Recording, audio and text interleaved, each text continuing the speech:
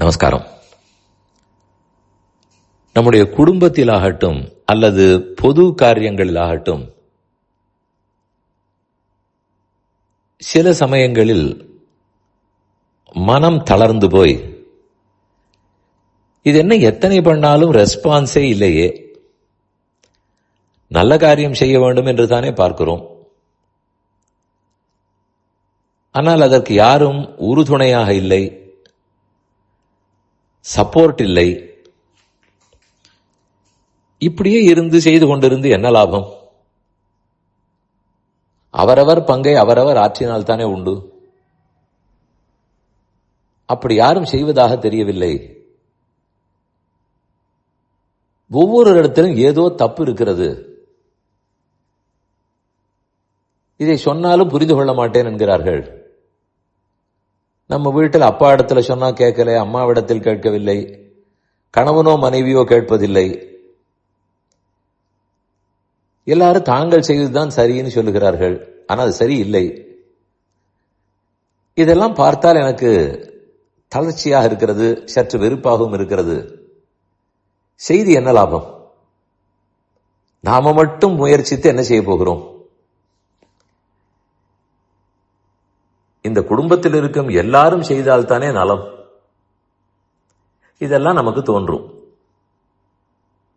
இதே போல் நாரதருக்கே தோன்றித்து.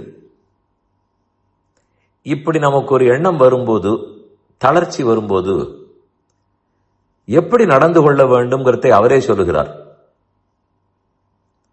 ஸ்ரீமத் பாகவத மகாத்மியம் பத்ம புராணத்தில் சொல்லப்பட்டுள்ளது. அதில் பக்தி என்றும் பெண்மணியோட நாரதர் பேசிக் கொண்டிருக்கிறார். பக்தியின் உருவகம்தான் அந்த பெண். நாரதர் சொல்லுவது, பாரத தேசம் முழுக்க புண்ணிய கஷேத்திரங்களுக்கெல்லாம் சென்றேன், ஓரிடத்திலும் நன்மை பார்க்கவில்லை, கலி முற்றிக்கொண்டே போகிறது. ஆனால் மனதுக்கு வருத்தமாக இருந்தது. பலரும் நாத்திகவாதம் பேசுகிறார்கள், தியானம் இல்லை, யோகம் இல்லை. பண்டிதர்கள் கூட பணத்துக்கும் குடும்ப வாழ்க்கைக்கும் ஆசைப்பட்டு ஓடுகிறார்கள். நேர்மை, நியாயம், சத்தியம் குறைந்து விட்டது. எல்லாம் உக்கிரமா செய்கிறார்கள், மன வருத்தத்தை ஏற்படுத்துகிறார்கள். காமம், குரோதம், பேராசை இதெல்லாம் நிறைய இருக்கிறது. மன அடக்கம், புலனடக்கம் ஏதும் இல்லை, தவமே இல்லை, சத்தியம் தானமெல்லாம் குறைந்து விட்டது என்று வரிசையாக குற்றமாக சொல்லுகிறார். இத்தனை நான் பார்த்தேன், ரொம்ப கஷ்டமாக இருந்தது. இதெல்லாம் சொன்னவர் வருத்தப்பட்டு விட்டு, இனி முயர்ந்து எந்த பிரயோஜனமும் இல்லை, நான் விட்டு போகிறேன் என்று தானே சொல்லியிருக்க வேண்டும்.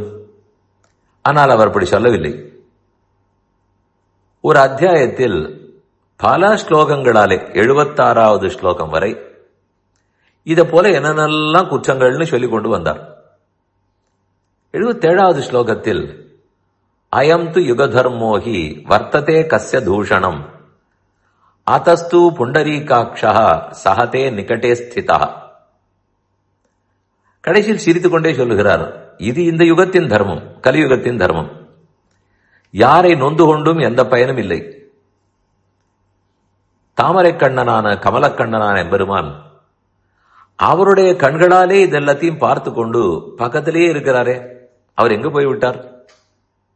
அவரே சகித்துக் கொண்டிருக்கும் போது எனக்கு என்ன ஆயிற்று? என்ன பெருமானுக்கு இந்த கஷ்டமெல்லாம் கண்ணில் படுவதற்கு ஞானம் போராதா? அவர் சர்வஜன். இதெல்லாம் போக்க வேண்டும் என்பதற்கு கருணை போராதா? அவர் தயையே உருவானவர், கருணாமூர்த்தி. அல்லது அவர் போக்குவதற்கு, இந்த துஷ்டர்களை அழிப்பதற்கு, கஷ்டங்களை நிவர்த்தி பண்ணுவதற்கு அவருக்கு சக்தி தான் இல்லையா?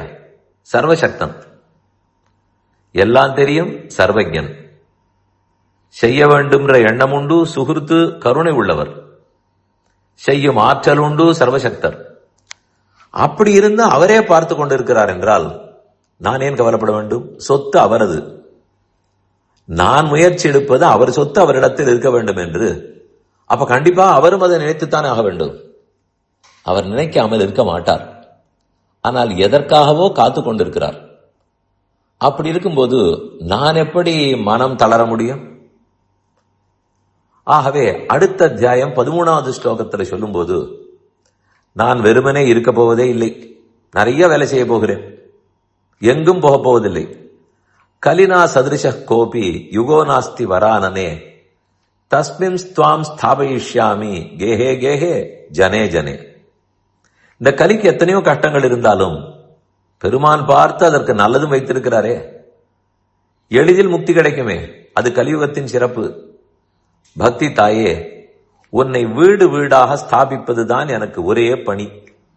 இந்த கலியுகத்தில் ஒவ்வொரு வீட்டிலும் பக்தி ஸ்தாபிக்கப்பட்டு விட்டால் கலியால் ஒன்றும் பண்ண முடியாது. இப்ப 2 விஷயங்களை பார்க்க வேண்டும்.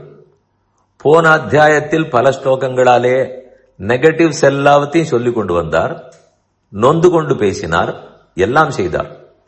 ஆனா அடுத்த அத்தியாயத்தில் அதோடு அவர் நிறுத்திவிடவில்லை. ஓ சரி, இதுதான், வேறு வழி இல்லை என்று தான் மனம் தளரவில்லை. பாசிட்டிவாக என்ன செய்ய வேண்டும், பெருமானுக்கு எது செய்தால் பிடிக்கும், அதை எடுத்துக்கொண்டு வீடுதோறும் பக்தியை ஸ்தாபிக்க போகிறேன். யார் என்ன செய்வார்கள்ங்கிறது இருக்கட்டும். நாம பாசிட்டிவாக செய்ய வேண்டியதை செய்து கொண்டிருந்தால் கண்டிப்பா சொத்து பகிர்மானது. அவர் வெறுமனே பார்த்து கொண்டிருக்க மாட்டார். இப்போது அப்படி பார்த்து கொண்டிருக்கிறா போல தோன்றும்.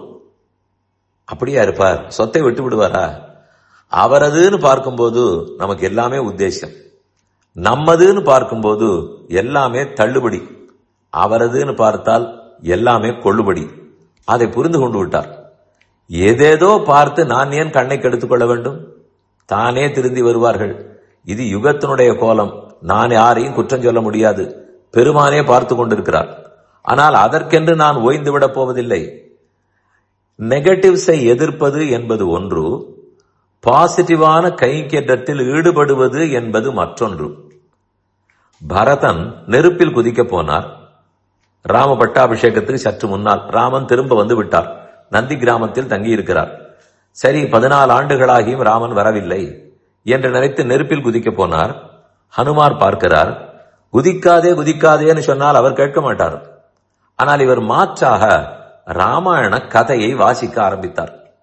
அதை அழகான குரலில் பாடினார். அது பாசிட்டிவ். குதிக்காதேன்னு சொல்லிக் கொண்டிருந்தால் நெகட்டிவை தடுக்கலாம். ஆனா அது மட்டும் செய்தால் போதாது. நாம் ஏதோ பெருமானுக்கு விருப்பமான ஒரு கைங்கரியத்தில் பாசிட்டிவாக இறங்கிவிட்டோம் என்றால் அது நமக்கும் மனத்தளர்ச்சியை போக்கிவிடும், பெருமானுக்கும் ஆனந்தத்தை ஏற்படுத்தும். தன்னடையே அவர் எல்லா நல்ல காரியங்களையும் நடத்தி வைத்து விடுவார். நம்ம குடும்பத்திலேயே இந்த யுக்தியை கையாள முடியுமா? நமக்கென்று ஒரு கைங்கரியம், நமக்கென்று ஒரு பாசிட்டிவ் செயல், அதை நாம் எடுத்துக்கொண்டு விட்டால் தன்னடையே நெகட்டிவ்கள் எல்லாம் அதற்குள்ளாக அடங்கி போய்விடும். அதை விடுத்து நெகட்டிவ மட்டும் எதிர்க்கிறேன்னு சொல்லிக் கொண்டு போனால் அது செய்து கொண்டிருக்கலாம். நமக்கே சில சமயத்தில் மன தளர்ச்சி ஏற்பட்டுவிடும். இது குடும்பத்திலும் உண்மைதான், பொது காரியத்திலும் உண்மைதான். அவ்வப்போது அர்ஜுனனுக்கே தளர்ச்சி வந்ததே, நாம் எல்லாம் எம்மாத்திரம். ஆனா தளர வேண்டிய தேவையே இல்லை என்பதுதான் நம் ஆச்சாரியர்கள் நமக்கு காட்டி கொடுத்த வழி.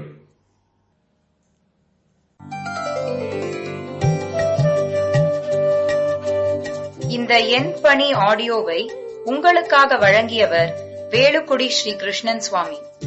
இந்த ஆடியோவை தினமும் உங்கள் மொபைலில் பெற கிஞ்சித் என் பணி KINCHITENPANI என்ற ஆப்பை கூகுள் பிளே ஸ்டோரிலோ அல்லது ஆப்பிள் ஐ ஸ்டோரிலோ டவுன்லோட் செய்து கொள்ளவும். தினம்தோறும் இது போன்ற உபன்யாசங்களை கேட்டு மகிழவும்.